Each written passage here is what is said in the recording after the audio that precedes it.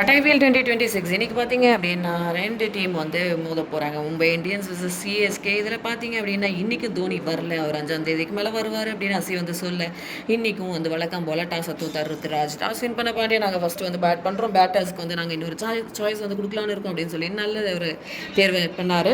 அவங்க டீமில் பார்த்தீங்கன்னா ஒரே ஒரு சேஞ்ச் பண்ணியிருக்கேன் அப்படின்னு சொன்னாங்க. அது பின்னாடி வந்து நம்ம சொல்கிறோம், நம்ம டீமில் பார்த்தீங்க அப்படின்னா அகில் ஹுசைனுக்கு பதிலாக வந்து ராமகிருஷ்ணா கோஷை உள்ளே கொண்டு வந்திருக்காங்க. அவர் இன்றைக்கி டெபியூ ஆகிறாரு. ஸோ அவர் எப்படி பவுல் பண்ணுறாரு அப்படின்றத நம்ம வெயிட் பண்ணி தான் பார்க்கணும். ஆனால் நிறைய நம்பிக்கை அவர் மேலே இருக்குது. நம்ம டீமில் பார்த்தீங்க அப்படின்னா சஞ்சு சாம்சன், ருத்ராஜ், ஒன் டவுனில் பார்த்தீங்க அப்படின்னா உர்வில் பட்டேல், டிவால் பிரிவிஷ் சிவம், டுபே, ஜாமி ஓர்டன், ராமகிருஷ்ண கோஷ், பிரசாந்த் வீர், நூர் அகமது, அன்ஷுல் கம்போஜ், முகேஷ் சௌத்ரி இருக்காங்க. அதாவது கார்த்திக் சர்மா வெளில போயிட்டு இன்றைக்கி பிரசாந்த் வீர் உள்ளே வந்திருக்காரு.